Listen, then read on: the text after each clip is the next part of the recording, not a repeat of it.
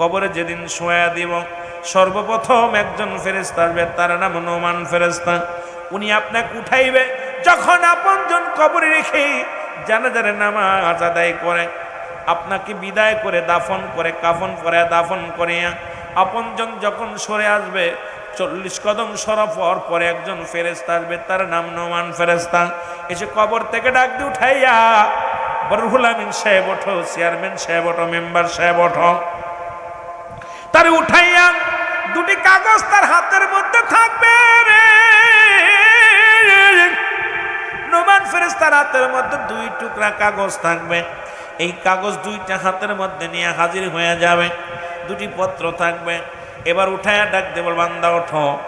এই যে তুমি দুনিয়ার জিন্দেগি যেমন স্বপ্নের মধ্যে দেখেন, পুলিশে দাবড়ায়, কুকুরে কামড়ায়, মানুষে দাবড়ায়, কত কিছু দেখেন স্বপ্নের মধ্যে। কবর জিন্দেগিটা ঠিক এই রকম অনুভব হবে, কিন্তু উঠার মতো শক্তি রব্বে কারিম দিবে না। যখন আপনাকে উঠাইবে রে বান্দা, উঠাইয়া বলবে, বান্দা এই নাও তোমার জিন্দেগির আমল নামা। কেরামন কাতিবিন 2জন ফেরেশতা ছিল যারা দুনিয়ার জিন্দেগিতে লিখেছে তোমার বদ আমল নেক আমল। বান্দার এই নাও। উনি বান্দা হাতের মধ্যে নিয়া, কাগজখানা হাতের মধ্যে নিয়ে দেখবে রে বান্দা, কত রাকাত নামাজ পড়েছিলাম, কতটা যাকাত দিয়েছিলাম, কত সৎপথে চলেছিলাম, কোরআন তেলাওয়াত করেছি, হাদিস পড়েছি, ভালো কাজ করেছি। এটা দেখিয়া বান্দা বড় খুশি হয়ে যাবে। নোমান ফেরেশতা ডাক দিয়ে বলে, বান্দা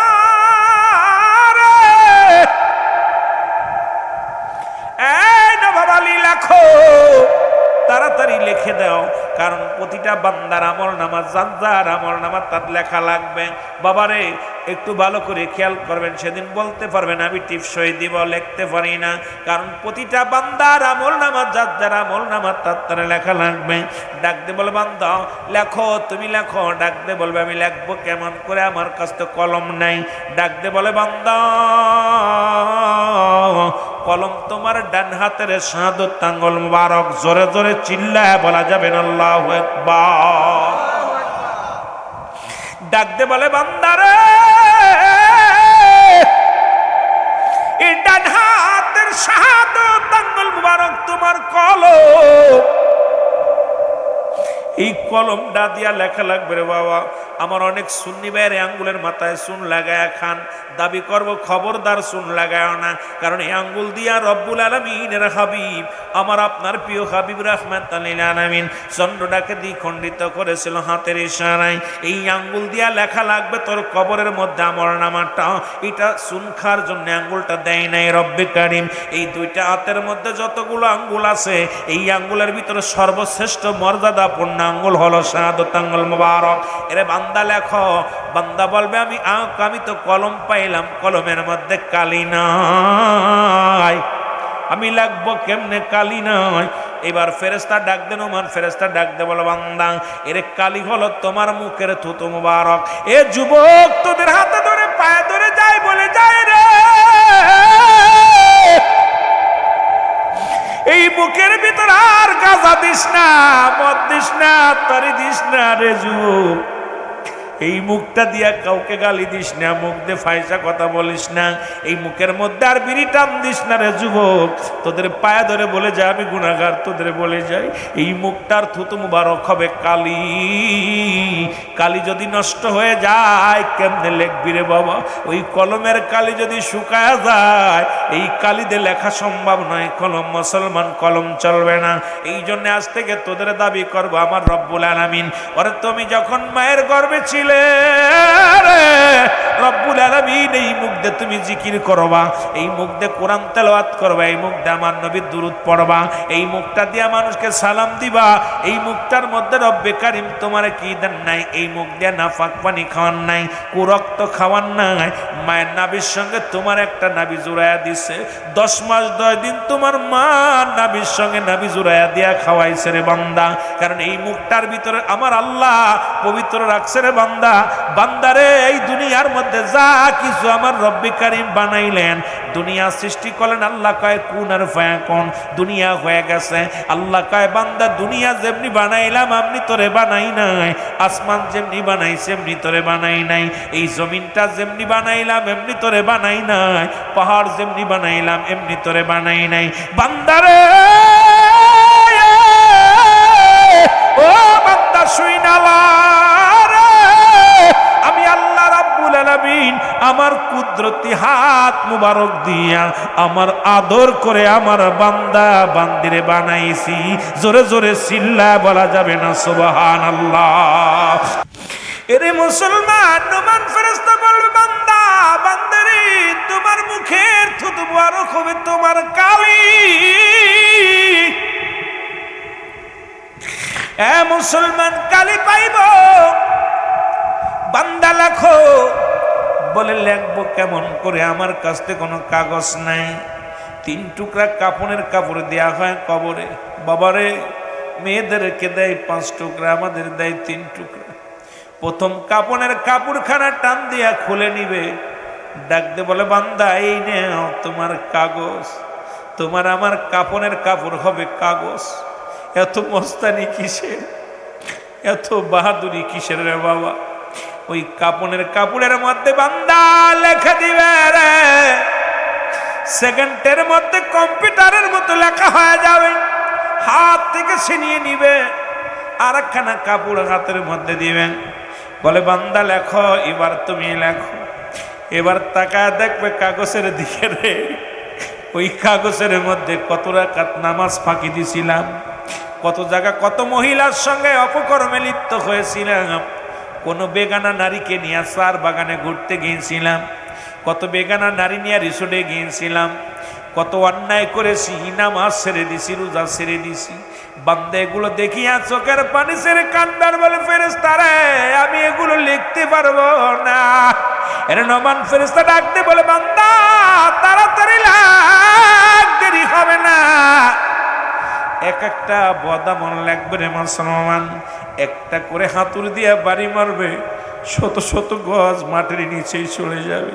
ওই কবর থেকে এত জোরে চিৎকার মারবে, আমার রসুল বলেছে এই বান্দাগুলো এত জোরে চিৎকার মারবে, এই দুনিয়ার যদি কবরবাসীদের মুসলমান কবরের আযাব একমাত্র মানুষ এবং দানব বুঝতে পারে না। আপনার বাবা মার কবরে আযাব হয় আপনি বুঝতে পারবেন আগামীকাল বাড়ি যাইয়া, আগামীকাল সকালবেলা বাড়ি যাইয়া আপনার আব্বা মার কবরের পাশে একটা গরু বানবেন, একটা ছাগল বানবেন, সুন্দর খাবার দিবেন, ভালো করে রশিদে বেঁধে রাখবেন, একটু আড়ালে দাঁড়ায়া দেখবেন ওই গরুটা ঘাস খাবে আর টালুমালু তাকাইবে, রশি ছিঁড়াছিঁড়ি করবে, চোখ দিয়া দর করে পানি ছেড়ে দিবে। কবরে যা আযাব হয় একমাত্র মানব এবং দানব বুঝতে পারে না, সমস্ত প্রাণী বুঝতে পারবে। ওদিন ওই কবরের শিক্ষাগার নোমান ফেরেশতার হাতুড়ের বাড়ি এত জোরে হাঁকাইবে, এই দুনিয়ার মানুষ যদি এই আওয়াজটা শুনতে পারতো, এই দুনিয়ার মানুষগুলো সব হাটপেল করে মারা যেত। জোরে জোরে চিল্লায় বলা যাবে না আল্লাহু আকবার। ভাইরা আমার, বন্ধুরা আমার, যখন আপনার পাতামুলটা লেখা হয়ে যাবে রে, আমল যখন আপনার অন্যায় আমলটা বেশি হয়ে যাবে, নোমান ফেরেশতা গলার মধ্যে খারাপ আমলটা উপরে লাগায় দিয়ে চলে যাবে, বলে গুড বাই, বিদায় নিলাম বান্দা। 40 বছরের জিন্দেগি পাইয়া, 80 বছরের জিন্দেগি পাইয়া, 50 বছরের জিন্দেগি পাইয়া দুনিয়ার মধ্যে কত অন্যায় করেছো, গায়ের জোর পাইয়া কত মানুষকে ঠগাইছো, কত মানুষের মিথ্যা তহমাত দিছো, ক্ষমতার অপব্যবহার করছো। বান্দারে, ও বান্দা, একটু পরে তোমার কবরে আসবে মুনকার নেকির ফেরেশতা। যখন নোমান ফেরেশতা বিদায়ের পরপরই চলে আসবে মুনকার নেকির ফেরেশতা, আয়া দেখবে রে তোর আমল নামা রে। আমার আল্লাহ বলেন ওদিন যাদের আমল গুলো, যেদিন ভালো আমল হবে এদের জন্য আমি আল্লাহ রেখে দিলাম দাতুনিল মুমিনিন। আল্লাহ বলে মুমিনদের জন্য, মুত্তাকিনদের জন্য আমি আল্লাহ প্রস্তুতি রাখলাম 8টা জান্নাত। জোরে জোরে চিল্লা বলা যাবে না মারহাবা। যারা ভালো আমলদারি হবে, ইমানদার ইমানদার হবে, মুমিন হবে। এদের জন্য প্রস্তুতি করে রাখছে আমার আল্লাহ একটা জান্নাত। আর আল্লাহ পাক যারা নাফরমান, যাদের খারাপ আমল হবে, তাদের জন্য প্রস্তুতি করে রাখছে আমার আল্লাহ। পড়েন বিসমিল্লাহির রাহমানির রহিম। উইদ্দাতুল কাফিরিন। আল্লাহ কয় কাফের বেঈমান মুশরিকদের জন্য, কাফের মুনাফিকদের জন্য আমি আল্লাহ প্রস্তুতি করে রাখছি সাতটা জাহান্নাম। আল্লামা মুফতি আমজাদ আলী সাহেব একটা কিতাব লেখলো গো, কিতাবের নাম বাহারের শরিয়াত। এই কিতাবের মধ্যে উনি লিখতে যা বললেন, দুনিয়ার মানুষ শোনো, মানুষ যখন মৃত্যুবরণ করে 70টা তাজা উটের গায়ের চামড়া জবাই না করিয়া উল্টো দিকে টান দিয়া লবণ আর মরিচ লাগায়া দিলে যতটুকু যন্ত্রণা হয়, এর চাইতে 70 গুণ যন্ত্রণা হলো একটা সাধারণ মৃত্যু। এখন আমরা যারা মরণকালে পায়খানা করে দিই,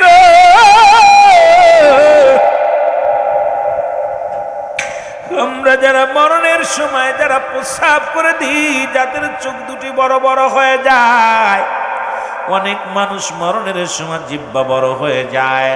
মুসলমান কত মানুষের দাফন করাইলাম, কাফন পরাইলাম, এই মানুষগুলো মৃত্যুর সময় দেখেছি কত মানুষের গোসল করাতে যেয়ে দেখেছি পায়খানা পর্যন্ত করে দিছে। আরে জিহ্বাটা ঘরে যায় না, চোখ দুটি বন্ধ হয় না, পা বেঁকা হয়ে যায়, হাত লোলা হয়ে যায়। আরে এমন মৃত্যু, কঠিন মৃত্যু। মুসলমান শোনো, এই মরণের পেয়ালা পান করতে হবে, তবে ইমানদারের মৃত্যু হয়। ও ইমানদার, তেলের কান্ডা লাগা শোনো, ইমানদারের মৃত্যু হয় যখন আটাস গুলাইয়া খামির বানায়া এই কত মুসলমানের ভিতরে যদি একটা চুল পড়ে, এই চুলটা টান মারিয়া যদি টান দে বাইর করলে যেমন খামিরে টের পায় না, ইমানদারের রুটা এমনি বাইর হয়। ও মুসলমান, আজকে আমরা যে পাপের বোঝা মাথায় নিয়ে আসি, মালাকুল মউত আইব গো, মালাকুল মউত আইব, এখান থেকে পালানোর কোনো রাস্তা নাই, পথ নাই। জোরে জোরে চিল্লায় বলা যাবে না, ঠিক কিনা? আমার মরণ নসিবে কখন কেউ তো জানি না, আমার এই আমি চলে যাব, আমায় তোমরা বইলা যাইও না, আমি চলে যাব, আমায় তোমরা না, আমার মরণ নসিবে কখন কেউ তো জানি না, আমার টাকা পয়সা দালান কোটা যাহা করেছি, সব কিছু ফেলাইয়া আজি একাই চলেছি রে, আমি সব কিছু ফেলাইয়া আজি। আমি যাবার কালে ভেবে দেখি আমার কেহ নাই, আমি যাবার কালে ভেবে দেখি নাই, আমার মরণ নসিবে। এরে মুসলমান, কার জন্য সুদ খাও, কার জন্য ঘুষ খাও,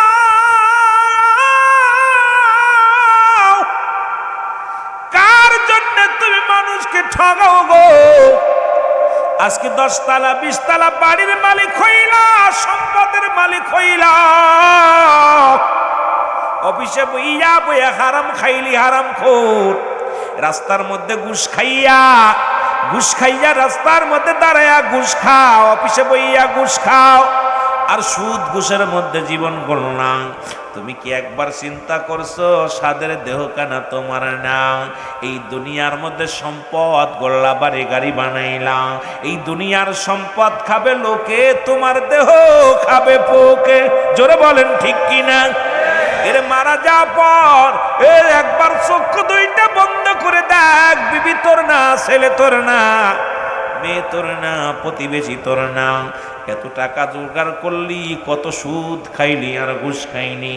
এমনও কিছু হারাম করে রাস্তায় দাঁড়ায়া দাঁড়ায়া হারাম খায়, এমনও কিছু হারাম করে আছে অফিসে বইয়া বইয়া হারাম খায়। সরকার বাহাদুর 1 লক্ষ টাকা বেতন দেয়, 80,000 টাকা বেতন দেয়, 50,000 টাকা বেতন পাইয়া হারাম করে তবু হারাম ছাড়ে নয়। 20 টাকা 50 টাকা ঘুষ খায়, 50 টাকায় 100 টাকা, 10,000 20 টাকা 50 টাকা খায়। শুনে নাও হারাম করে না, শুনে নাও।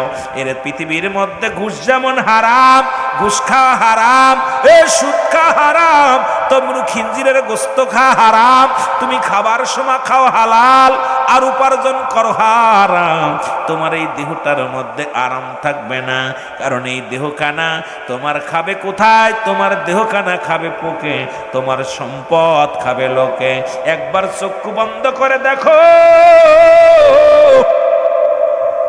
এই যে হাসিম ভাই দুনিয়া থেকে চলে গেছে, সম্পদ রেখে গেছে, বাড়ি রেখে গেছে, ছেলে ভোগ করে, মেয়ে ভোগ করে, প্রতিবেশী ভোগ করবে, কিন্তু তার জন্য কিছু নয়। 3.5 হাত একটা গর্ত, মাত্র একমাত্র ঠিকানা। যুবকের দলেরা শোনো গো, ফিরাউন, নমরুদ, কারুন যারা খোদাই দাবি করেছিল তাদেরকেও আল্লাহ নিয়ে গেছে। আমারও আপনার যেতে হবে। এই পৃথিবী থাকার জায়গা না, জোরে বলেন ঠিক কিনা? আল্লাহ কয় কুল্লু মান আলাইহা ফান, আল্লাহ কয় বান্দার এই পৃথিবীর মধ্যে যা কিছু আছে আমি আল্লাহ চূর্ণ বিচ্ছিন্ন করে দিব গো।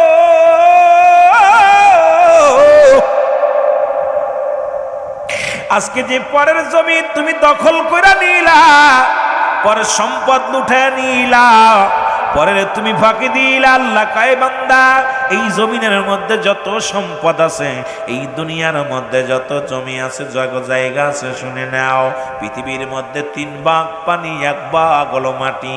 এই মাটিগুলো আমি আল্লাহ পুড়ায়া তামা বানায় দিব। কি হইব? এ বাবারা জোরে বলেন কি হইব? কষ্ট হয়নি? কত বোঝা যায়? এই পৃথিবীর মধ্যে যত মাটি আছে সব পুড়ে তামা হয়ে যাবে। এই পৃথিবীর মধ্যে যত পানি, আল্লাহ কয় পানিগুলো পুড়ে আমি ছাই বানায়া দিব। যেদিন কিচ্ছু বলতে কিচ্ছু থাকবে না, সেদিন থাকবো শুধু আমি আল্লাহ। এই জন্য আমরা গোলামি করব কার? আর একটু জোরে জোরে চিল্লায় বলেন কার? রব্বি কারীম কয় যেদিন কিচ্ছু থাকবে না, এই জমিনটা পুরায় তামা বানায় দিব। জমিনের ভিতরে যত পানি আছে পানিগুলো পুড়ে ছাই হয়ে যাবে। যেদিন কিচ্ছু বলতে কিচ্ছু থাকবে না, সেদিন থাকবো আমি আল্লাহ। কে থাকবে? জোরে বলেন কে? আল্লাহ রে ডাক রে বান্দা, আল্লাহ রে ডাক তোরা, আল্লাহ রে ডাক রে বান্দা। ওরে ডাকার মতো ডাকলে পারে, ডাকার মতো ডাকলে পারে, গুনা পাবি মা, আল্লাহ রে ডাক রে বান্দা। আরো জোরে বলেন আল্লাহ রে ডাক রে বান্দা, আল্লাহ রে ডাক তোরা, আল্লাহ রে ডাক রে বান্দা। ডাইকা যিনি হলেন অলি, গাউসে পাকে নামটি শুনি, ডাইকা যিনি হলেন অলি, গাউসে পাকে নামটি শুনি, বাগদাদ নগর। ডাইকা যিনি হলেন অলি, শাহজালালি আমেনি, ডাইকা যিনি হলেন অলি, শাহজালালি আমেনি। ওরে সিলেট নগর তরে, আল্লাহ রে ডাক রে বান্দা, আল্লাহ রে ডাক তোরা, আল্লাহ রে ডাক রে বান্দা। আরো জোরে বলেন আল্লাহ রে ডাক রে বান্দা, আল্লাহ রে ডাক তোরা, আল্লাহ রে ডাক রে বান্দা। এর ডাকার মতো ডাকলে পারে, ডাকার মতো ডাকলে পারে, গোনা পাবি মা, আল্লাহ রে ডাক রে বান্দা। এ দুনিয়ার মুসলমান, আল্লাহ রাব্বুল আলামিন রিয়াজুল জান্নাহ, বেহেশতের বাগানে আপনাকে আমাকে আসার মতো, বসার মতো সুযোগ দান করল। এ সময় কত মানুষ জেলখানায়, কত মানুষ হাসপাতালে, কত মানুষ মৃত্যু শয্যায় সজ্জিত, রব্বুল আলামিন হাসপাতালে নেন নাই, জেলখানায় নেন নাই, পৃথিবীর কোনো খারাপ কাজে নেন নাই। সুন্দর পরিবেশ, রিয়াজুল জান্নাহ বেস্তের বাগানে বসার মতো সুযোগ দান করল। আল্লাহর দরবারে উচ্চ কণ্ঠে আওয়াজ দিয়ে চিল্লায় বলেন আলহামদুলিল্লাহ। এ মুসলমান, যদি কোনো বান্দা রিয়াজুল জান্নাহ বেহেশতের বাগানের দিকে রওনা হয়ে যায়, প্রতিটা কদমে কদমে আমার আল্লাহ রাব্বুল আলামিন ওই বান্দার জীবনের পিছনে যত সগীরা গুনাহ করেছিল, আজকে যখন বাড়ি থেকে রওনা দিছেন, কোথায়? এই জমিনের মধ্যে হাশিমপুর। মুসলমান শুনে নাও, এই হাশিম মিয়ার বাড়িতে হাশিমপুরের জমিনে জান্নাতের বাগানে নিয়ত করে রওনা দিছেন। প্রতিটা কদমে কদমে রব্বুল আলামিন আপনার জীবনের সমস্ত সগীরা গুনাহগুলো মাফ করে দিছে। জোরে বলেন সুবহানাল্লাহ। এ মুসলমান, আমরা শুধু সগীরা গুনাহ করি নাই, পদে পদে করছি কবিরা গুনাহ, নামাজ ছেড়ে দিয়া কবিরা গুনাহ। কিন্তু এই ওয়াজগুলো করলেই মানুষের কষ্ট হয়। এ মুসলমান, নামাজ ছেড়ে দিয়া কবিরা গুনাহ, মিথ্যা বলা কবিরা গুনাহ।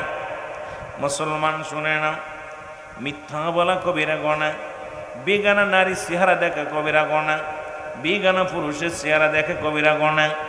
এক কথায় যাদের সঙ্গে বিয়ে করা যায়, এ সিলেটের মানুষ, সিলেট বিভাগের মানুষেরা শুনে নাও, কুলাউড়ার মানুষেরা শুনে নাও, মৌলভীর বাজারের মানুষেরা শুনে নাও। এক কথায় সিলেটের যারা আসছেন বাবা শুনে নাও, যাদের কি বিয়ে করা যায় তাদের সঙ্গে দেখা করা হারাম, যাদের সঙ্গে বিয়ে করা হারাম মুসলমান তাদের সঙ্গে দেখা দেয়া যায়। এই বিধান যদি মানি, এই ওয়াজটা যদি করি, বাংলাদেশের 90% বড় মৌলানা ধরা পড়ে যাবে। আজকে বেগানা নারী নিয়ে অফিস আদালত করে, বেগানা নারী নিয়ে ভোটের ময়দানে নামছে, রাজনীতির ময়দানে নামছে। আজকে বেগানা নারী নিয়ে রাস্তাঘাট মুসলমান মুখের মধ্যে দাড়ি রাসূলের সুন্নাত লাগাইয়া, মুসলমান মাথার মধ্যে টুপি লাগাইয়া, পাগড়ি লাগাইয়া আমার সমাজটা শুধু চেয়ারের জন্য নারী পুরুষ একত্রিত হইয়া তারা এই দুনিয়ার মধ্যে বেড়াইতেছে, শুধু দুনিয়ার চেয়ারের জন্য, আখেরাতের চিন্তা তাদের মাথায় নাই। সুতরাং বেগানা নারী চেহারা দেখা হারাম, তুই নিজেই হারামের মধ্যে যিনি আছে, এই ব্যক্তি হয় ইসলামের কেমনে রাহাবার হয়, কেমনে সে আলেম হয়, কেমনে সে মুক্তি হয়। আজকে যদি এই ওয়াজ করি, আমার মন বলে বাংলাদেশের অধিকাংশ আলেমই ধরা পড়ে যাবে। জোরে বলেন ঠিক কিনা? পৃথিবীর মধ্যে হারামকে হালাল বললে সে কাফের। সুতরাং নিজের স্বার্থ হাসিলের জন্য আমার দেশে কিছু আলেম বাইর হয়েছে, যারা নিজের স্বার্থ হাসিল করার জন্য বলে যায় মুসলমান তিরমিজি শরীফের হাদিস 9 মুসলমান শুনে নেন, গভীর মনোযোগ, 3952 নম্বর হাদিস নাম্বার তিরমিজি শরীফের মধ্যে রাসূল বলে গেছেন, আমার উম্মতের ভিতরে একদল আগমন করবে শেষ জামানার মধ্যে, তারা নিজেরাও মূর্তি পূজারি করবে, নিজেরাই মূর্তি পূজা করবে, আবার অন্যদেরকে মূর্তি পূজারির জন্য বাজন কি করবে, তাদেরকে আহ্বান করবে। আজকে বাংলার জমিনে দুচোখ দিয়া দেখে গেলাম, আমার দেশে কিছু দাড়িওয়ালা টুপিওয়ালা ওই মূর্তি পূজারির সামনে যায় নামাজ আদায় করে, তাদের জন্য মুসলমান গীতা পাঠ করে, আবার অন্যদেরকে উৎসাহিত করে। সুতরাং মুসলমান জাতিকে শেষ করার জন্য মুনাফিক মুসলমান আগমন করেছে। জোরে জোরে বলেন ঠিক কিনা? এই হাদিসটা দেখো, তিরমিজি শরীফের হাদিস 3952 নম্বর হাদিস, যে আমার রাসূল বলছে, আমি দেখতেছি, রাসূল বলে গেছেন আমার উম্মতের মধ্যে শেষ জামানায় কিছু কিছু উম্মাতিরা তারা নিজেরা মূর্তি পূজা করবে এবং অন্যকে মূর্তি পূজা করতে উৎসাহিত করবে। তো দেখলাম এই সমস্ত মৌলবীরা চেয়ারের জন্য, এমপি মন্ত্রী হওয়ার জন্য বলতেছে আপনারা পূজা করেন, আপনাদের সব সহযোগিতা আমরা করব, মূর্তি ফার আমরা দিব, লাঠি হাতের মধ্যে নিয়ে হয়তো আমার উপরে কোনো ওই সমস্ত আলেম থাকলে আমার উপরে শত্রুতাই করবে। তবে মরণকে পরোয়া করি না রুহুল আমিন সিদ্দিকী, কারণ এই দুনিয়া থেকে বিদায় নিতে হবে। সবাই আমারে ভয় পেতে পারে, আমি ভয় পাই না, কারণ এই জামানার মধ্যে আমি বিড়ালের মতো বেঁচে থাকতে চাই না, সত্য বলে দুনিয়া থেকে বিদায় নিতে চাই। রব্বে কারিম আমি যেন বাতিলের কাছে মাথা নত না করি। কারণ এই সমস্ত বাতিলপন্থীরা তারা মন্দির পাহারা দিচ্ছে আর আল্লাহ ওয়ালারা শুয়ে আছে তাদের মাজারগুলো ভাঙতেছে। জোরে বলেন ঠিক কিনা, আরো জোরে বলেন ঠিক কিনা। এই আর মুখে কি কয় জানেন? কই শাহজালালের বাংলাদেশ, শাহপরানের বাংলাদেশ, বলো তিতুমিরের বাংলাদেশ, খানজানালির বাংলাদেশ, কবুল করো কবুল করো কবুল করুন আল্লাহ, ওগো কবুল করেন আল্লাহ, ওগো তাদের পথে তাদের মতে কবুল করুন আল্লাহ, ওগো কবুল করেন আল্লাহ। আল্লাহ কমিনান নাস, মানুষের মধ্যে মায়াকুল তারা বলবে আমান্না, তার ঈমান আনছে বিল্লাহি, আল্লাহর প্রতি, ওয়াবিল ইয়াউমিল আখির, আখিরাতের প্রতি বিশ্বাস স্থাপন করেছে। ওমা হুম বিমুমিনিন,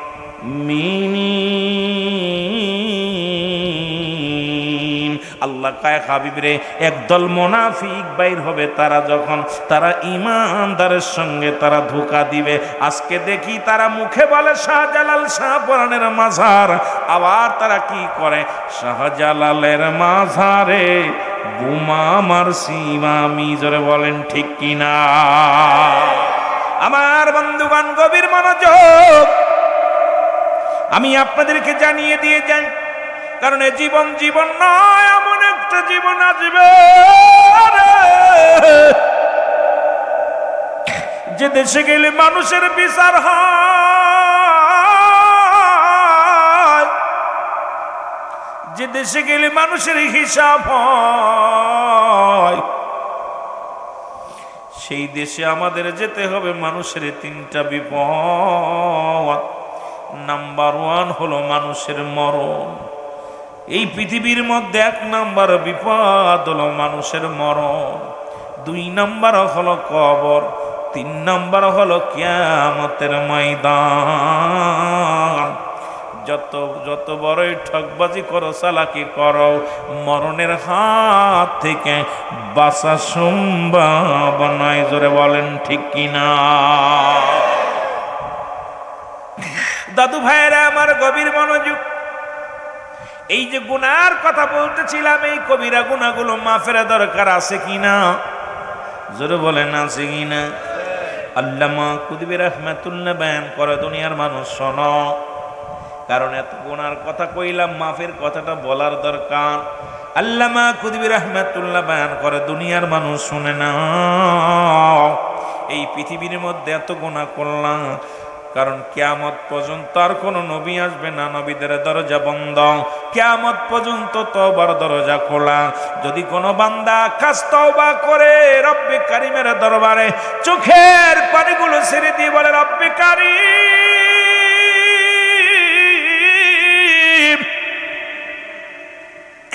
রব্বে কারিমের দরবারে জাহান্নামের ভয়ে, কবরের ভয়ে, মরণের ভয়ে যদি কোনো বান্দা খাস তওবা করিয়া 2টি হাত উঠাই দোয়া করে রব্বে কারিমের দরবারে, আমার আল্লাহ তাআলা ওই বান্দার জীবনের সব গুনাহ মাফ করে দিবে। জোরে বলেন মারহাবা। আর একটু জোরে জোরে চিল্লায় বলা যাবে না মারহাবা। কথাগুলো বলতেছিলাম যে ইতিসালে সব দোয়ার অনুষ্ঠান রে মুসলমান, বলতেছিলাম মানুষের জীবনে 3টা বিপদ। নাম্বার 1 হলো মানুষের মরণ। এই মরণ থেকে পালানোর কোনো পথ নাই, মরণের কোনো আপডোয়াজ নাই। পৃথিবীর মধ্যে কত রোগের ওষুধ পাইলাম রে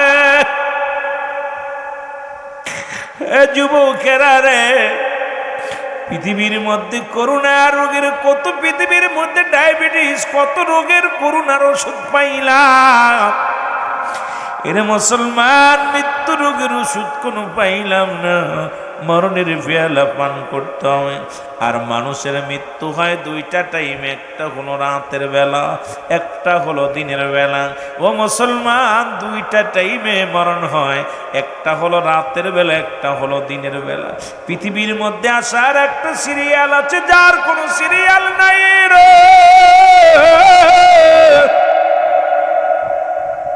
দেখা যায় দাদা জিন্দা, নাতি মধ্যে নাই, বাবা জিন্দা সন্তান দুনিয়ার মধ্যে নাই, সন্তানের কাঁধে বাবার লাশ, বাবার কাঁধে সন্তানের লাশ। আজকে যারা লাশবাহী, আজকে যারা এই লাশ গ্রহণ করেছেন রে মুসলমান, এরে মুসলমান, ওই সন্তানটি জিগাইবেন পৃথিবীর মধ্যে বাবার লাশের উপরে, মায়ের লাশের উপরে এত ভারী বস্তু আর গ্রহণ করি নাই রে। ও যুবক বন্ধুরা আমার শুনে নাও, বাবা মায়ের লাশ যেমন সন্তানের কাছে ভারী, সন্তানের লাশ তেমনি বাবার কাছে ভারী। এই জন্য আসার সিরিয়াল আছে, যার কোনো সিরিয়াল নাই। বাবা জিন্দা, সন্তান দুনিয়ার মধ্যে নাই। কত যুবক দুনিয়া থেকে বিদায় হয়ে যায়, লেখাপড়া শেষ করে চাকরি করবে, ইঞ্জিনিয়ার হবে, ডিসি হবে, এসপি হবে, মনে বড় সাধনা জাগছিল, রব্বি কারিম তার দুনিয়া থেকে লইয়া গেছে। যুবক বন্ধুরা আমার শুই না নাও, আবার কত মানুষ জন্মের পর থেকে দুনিয়া থেকে বিদায় হয়ে গেছে, মায়ের গর্ভে অনেকেই মারা গেছে। ও যুবক বন্ধুরা শুনে নাও, এইরকম এই দুনিয়ার মধ্যে আসছি, যেতে হবে, এর মধ্যে কোনো সন্দেহ নাই। জোরে জোরে চিল্লা বলা যাবে না, ঠিক কিনা? হ্যাঁ মুসলমান, গভীর মনোযোগ। যেটা বলতেছিলাম, 1 নাম্বার বিপদ হলো মানুষের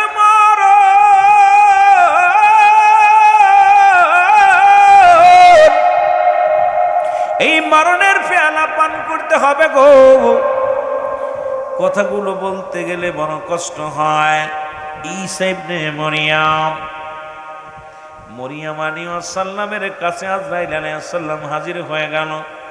মরিয়াম ডাক দেখায়, বাবা ঈসা, ও আমার বাজান, আমি তোর মা, তোমারে বলি কিছু ফল এনে দাও, খাইতে মন চায়। ঈসা আলাইহিস সালাম ফল আনার জন্য রওনা হয়ে গেলেন। এদিকে আজরাইল আলাইহিস সালাম ঈসা নবীর মা মরিয়াম আলাইহিস সালামের কাছে হাজির হয়ে গেছে। সালাম দে, আসসালামু আলাইকুম মরিয়াম।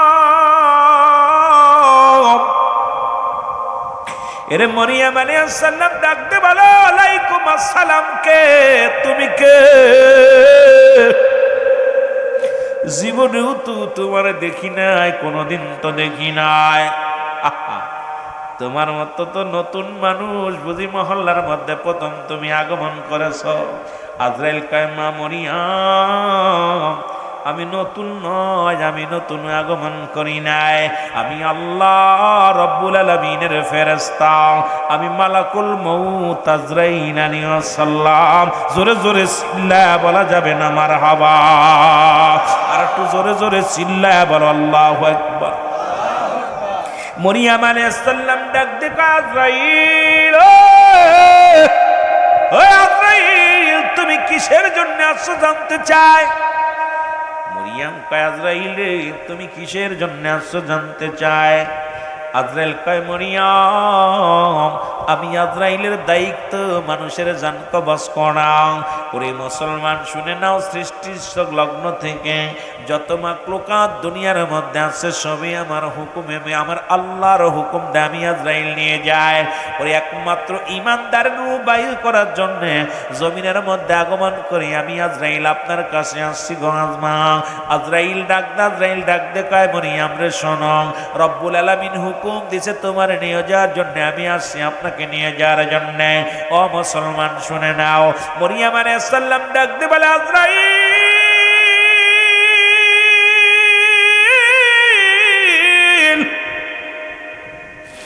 আজরাইল রে,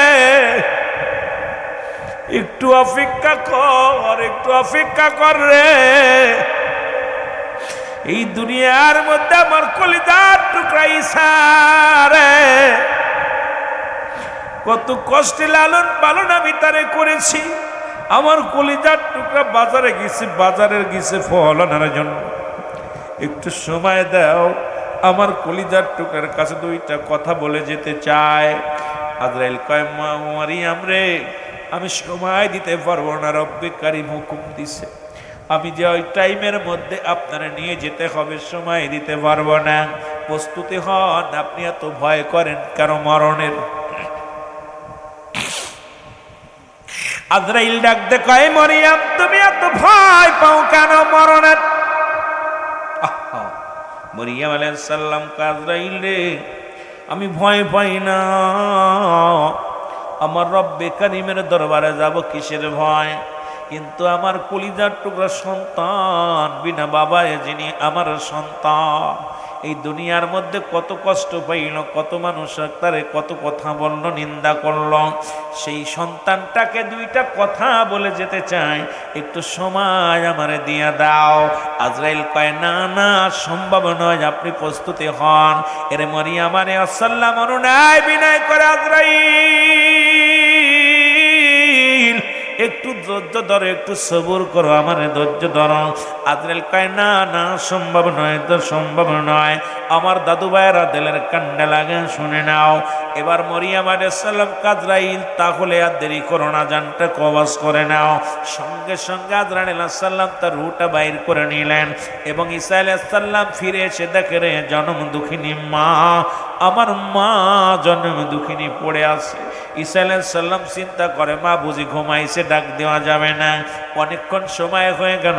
ঈসা আলাইহিস সালাম বলে আহারে, আমার মা তো বাড়ি আসলে কোনোদিন ঘুমাইতো না, আমি যত দূর থেকে আসতাম আমার মা যত ক্লান্ত থাকতো গো। আরে পৃথিবীর মধ্যে মা যে কেমন জিনিস বারবার মনে পড়ে যায়।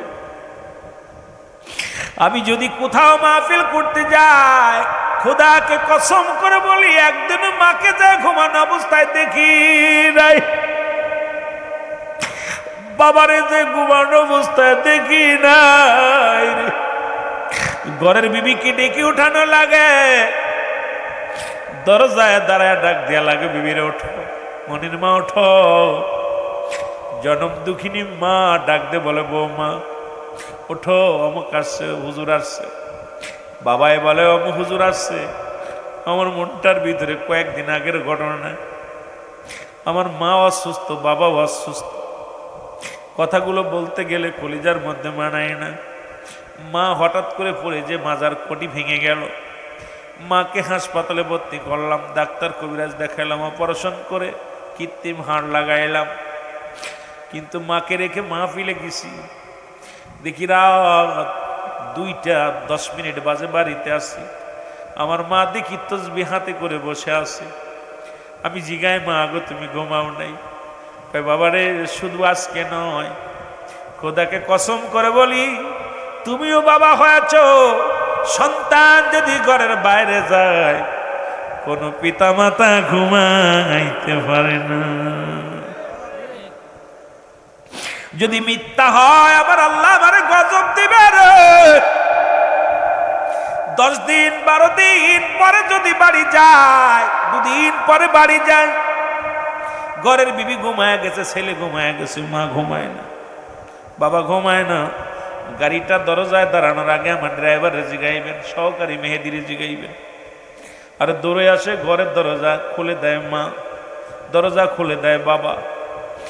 বাবা মা এত বড় নিয়ামত এই পৃথিবীর মধ্যে যাদের তুলনা হয় না রে আল্লাহ। তার এমন যারা পিতা মাতা হারাইল, রব্বুল আলামিন আব্বা মার কবরে আযাবগুলো মাফ করে দিও। হে মুসলমান গভীর মনোযোগ। ঈসা আলাইহিস সালাম ডাক দিয়ে বলে রব্বে কারীম,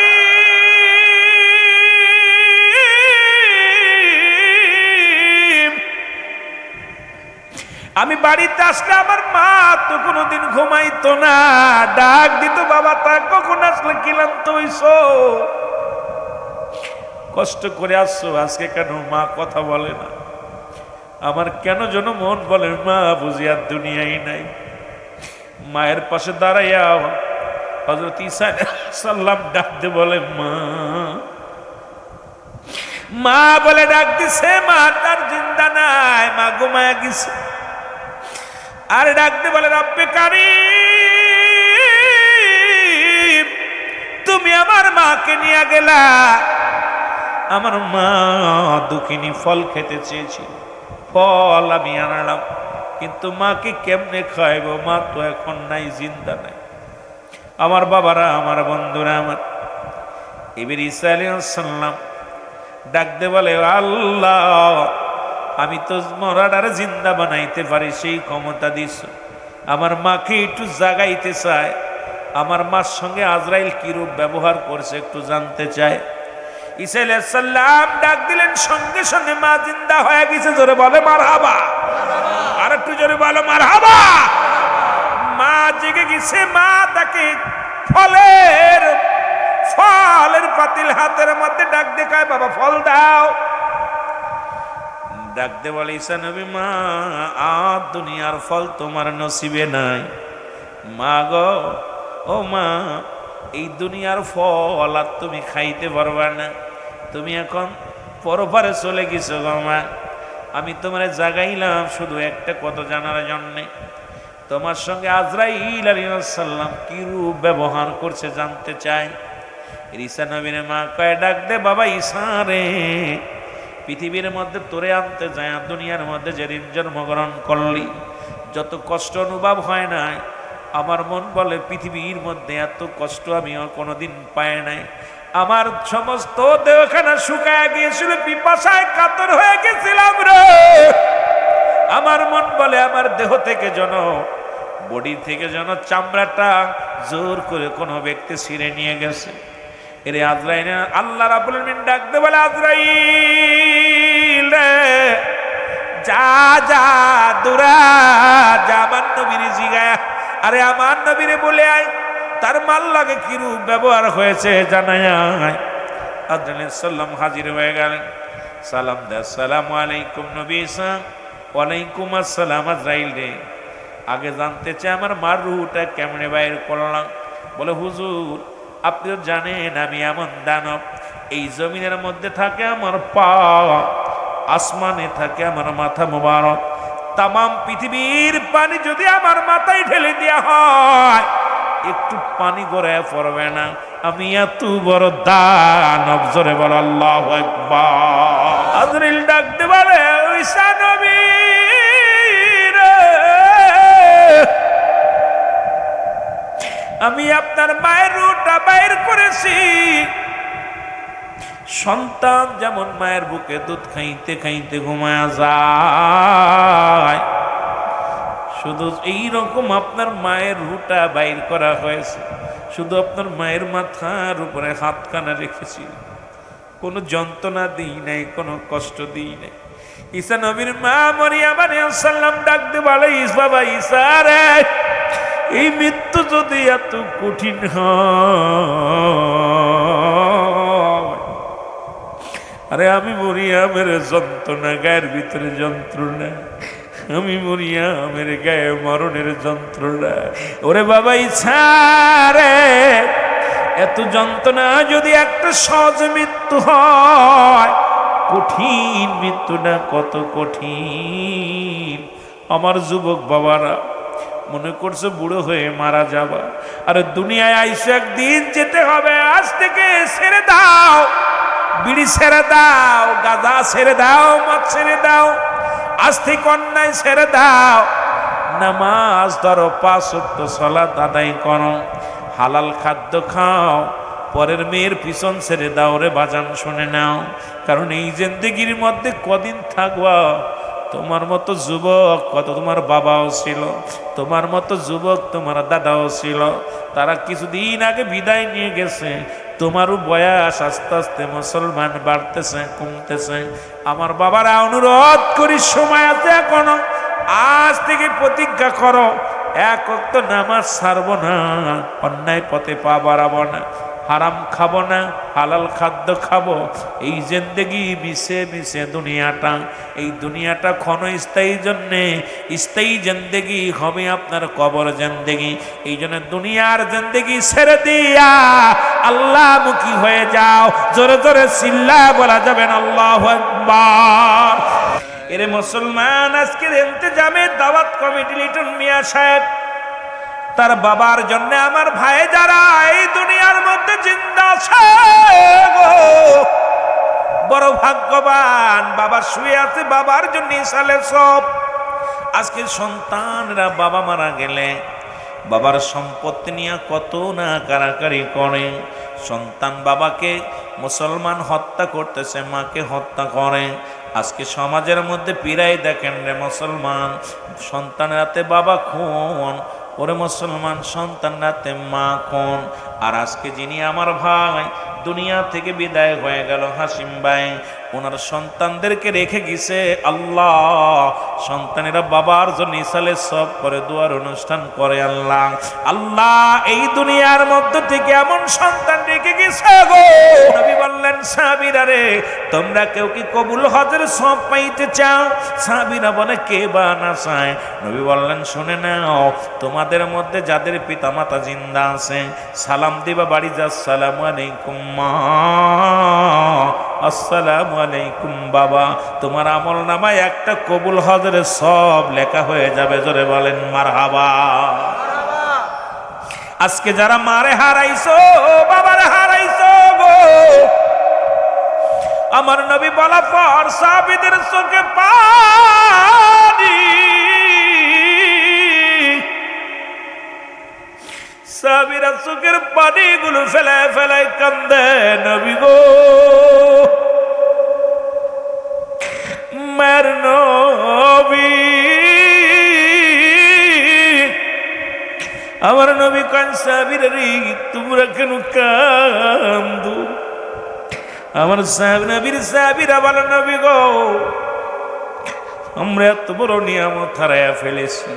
1 মাস হলো আব্বা মারা গেছে, 1 মাস হলো মা মারা গেছে, 2 মাস হলো, 10 দিন হলো, 1 বছর হলো আব্বা মারে হারাইছি।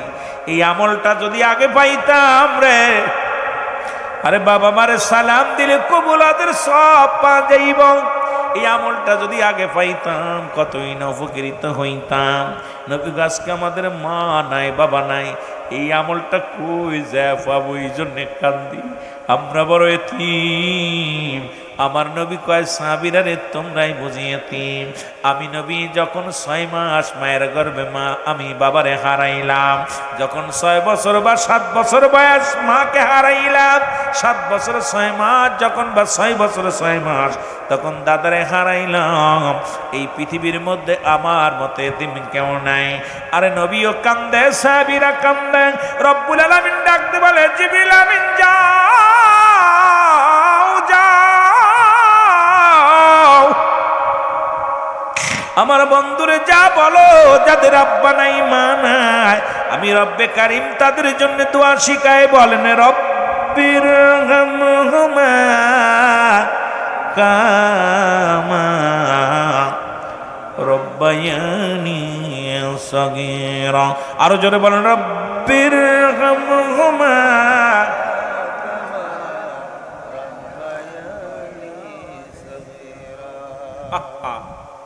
রাসূলকে দোয়া শিখিয়ে দেয় রব্বে কারিম জিবরিল মাধ্যমে। হাবিব তাদের আব্বা নাই মা নাই তারা যেন কান্দে না। আদম দোয়া করে রব্বানা জালামনা আনফুসানা ওয়া ইল্লাম তাগফির লানা ওয়া তারহামনা লানাকুনান্না মিনাল খাসিরিন। আদম নবী কান্দে আল্লাহ মাফ করে দাও, আমি জালিমদের অন্তর্ভুক্ত হয়ে গেছি। আখির নবীর আল্লাহ শিখায় যাদের আব্বা নাই মা নাই তারা যেন এইভাবে দোয়া করে রব্বির হামহুমা কামা রব্বায়ানি সগীরা। রে অপরাধী করছি মওলা জীবনে, বলেন অপরাধী হইছি মওলা জীবনে, মাফ করে দেন মাহফিলের খাতিরে, বলেন মাফ কর মাহফিলে। কত মানুষ আইসে ভবে দুনিয়ায়, কত মানুষ আইসে ভাই রে দুনিয়ায়,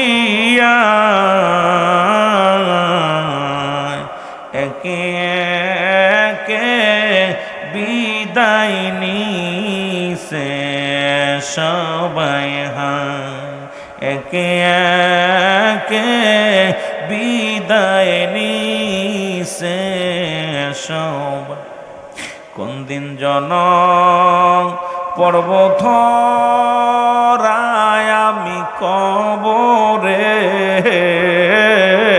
বল কোন দিন জনি পড়ব ধরায় আল্লাহ কব হবে না সঙ্গের সাথী ওইখানে, হায়রে কেউ হবে না সঙ্গের সাথী ওইখানে। আদর করে করছি মানুষ সন্তানকে, বলো আদর করে করছি গো মানুষ সন্তানদের, কেউ যাবে না অন্ধকার কবর সাথী করে, কেউ যাবে না তোমার অন্ধকার কবরে। এ দুনিয়ার মুসলমান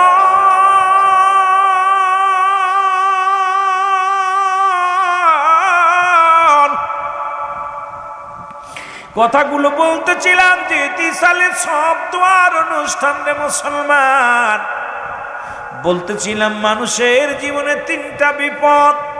নাম্বার 1 হলো মানুষের মরণ। এই মরণ থেকে পালানোর কোনো পথ নাই, মরণের কোনো আপটু ওয়াজ নাই। পৃথিবীর মধ্যে কত রোগের ওষুধ পাইলাম রে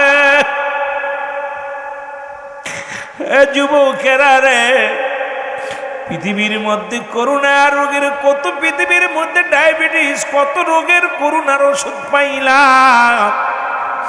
এর মুসলমান মৃত্যু রোগের ওষুধ কোনো পাইলাম না, মরণের পেয়ালা পান করতে হয়। আর মানুষের মৃত্যু হয় 2টা টাইমে, একটা হলো রাতের বেলা, একটা হলো দিনের বেলা। ও মুসলমান 2টা টাইমে মরণ হয়, একটা হলো রাতের বেলা, একটা হলো দিনের বেলা। পৃথিবীর মধ্যে আসার একটা সিরিয়াল আছে, যার কোনো সিরিয়াল নাই রে।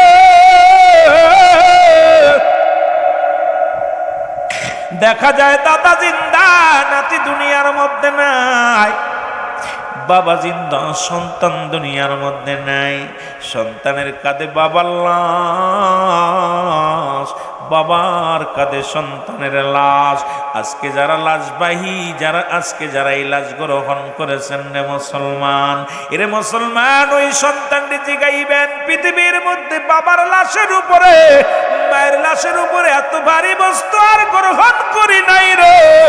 ও যুবক বন্ধুরা আমার শুনে নাও, বাবা মায়ের লাশ যেমন সন্তানের কাছে ভারী, সন্তানের লাশ তেমনি বাবার কাছে ভারী। এই জন্য আসার সিরিয়াল আছে, যার কোনো সিরিয়াল নাই। বাবা জিন্দা, সন্তান দুনিয়ার মধ্যে নাই। কত যুবক দুনিয়া থেকে বিদায় হয়ে যায়, লেখাপড়া শেষ করে চাকরি করবে, ইঞ্জিনিয়ার হবে, ডিসি হবে, এসপি হবে, মনে বড় সাধনা জাগছিল, রব্বি কারিম তার দুনিয়া থেকে লইয়া গেছে। যুবক বন্ধুরা আমার শুই না নাও, আবার কত মানুষ জন্মের পর থেকে দুনিয়া থেকে বিদায় হয়ে গেছে, মায়ের গর্ভে অনেকেই মারা গেছে। ও যুবক বন্ধুরা শুনে নাও, এইরকম এই দুনিয়ার মধ্যে আসছি, যেতে হবে, এর মধ্যে কোনো সন্দেহ নাই। জোরে জোরে চিল্লা বলা যাবে না, ঠিক কিনা? আমার মরণ আসিবে যখন কেউ তো জানি না, আমার মরণ এ আমি চলে যাব, আমায় তোমরা বইলা যাইও না, আমি চলে যাব, আমার মরণ আসিবে। এরে মুসলমান, আজকের ইন্তেজামে দাওয়াত কমিটি লিটন মিয়া সাহেব তার বাবার জন্য, আমার ভাই যারা এই দুনিয়ার মধ্যে জিন্দা আছে গো, বড় ভাগ্যবান। বাবা শুয়ে আছে, বাবার জন্য ইসালে সব। আজকে সন্তানরা বাবা মারা গেলে বাবার সম্পত্তি নিয়ে কত না কারাকারি করে। সন্তান বাবাকে মুসলমান হত্যা করতেছে, মাকে হত্যা করে। আজকে সমাজের মধ্যে পীড়াই দেখেন রে মুসলমান, সন্তানের হাতে বাবা খুন, ওরে মুসলমান সন্তান রাতে মা খুন। আর আজকে যিনি আমার ভাই দুনিয়া থেকে বিদায় হয়ে গেল, হাসিম ভাই, ওনার সন্তানদেরকে রেখে গেছে আল্লাহ। সন্তানেরা বাবার জন্য ইসালে সব করে, দুয়ার অনুষ্ঠান করে। আল্লাহ আল্লাহ এই দুনিয়ার মধ্যে থেকে এমন সন্তান রেখে গেছে গো, নবী বললেন সাহাবীরা রে, তোমরা কেউ কি কবুল হজের সব পাইতে চাও? সাহাবীরা বলে কে বা না চায়? নবী বললেন শুনে নাও, তোমাদের মধ্যে যাদের পিতামাতা জিন্দা আছে সালাম দিবা বাড়ি যা, আসসালামু আলাইকুম মা, আসসালামু আলাইকুম বাবা। তোমার আমল নামায় একটা কবুল হজের সব লেখা হয়ে যাবে। জোরে বলেন মারহাবা।